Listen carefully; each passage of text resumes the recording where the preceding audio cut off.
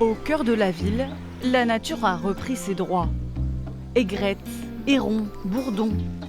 Le marais de Tadon revit pleinement après 4 ans de travaux de renaturation.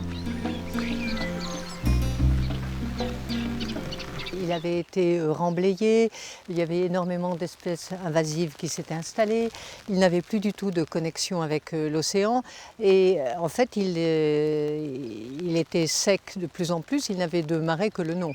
Entre 2017 et 2021, son cours d'eau a été renaturé, reconnecté à la mer, accueillant davantage d'espèces de poissons. Désormais, des îlots permettent la nidification des oiseaux et même pour les humains, on a construit des chemins pour la promenade et la contemplation. Ce petit héron-là, là, chevelu, vous voyez, il a plusieurs aigrettes.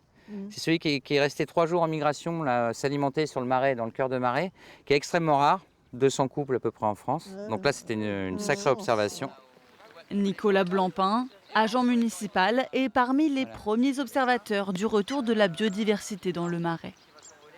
On a eu un crabier chevelu, qui est un oiseau extrêmement rare, première mention qu'on n'avait pas jamais eue.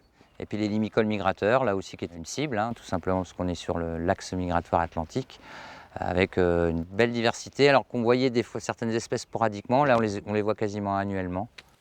Si tout est mis en place pour encourager la balade, la faune et la flore sont fragiles.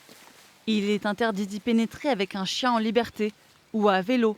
Les gardes champêtres veillent au grain. C'est pour le bruit plutôt que peuvent faire les vélos en roulant, ou alors aussi s'ils roulent sur certaines plantations. Et les chiens notamment font peur aux oisillons par exemple.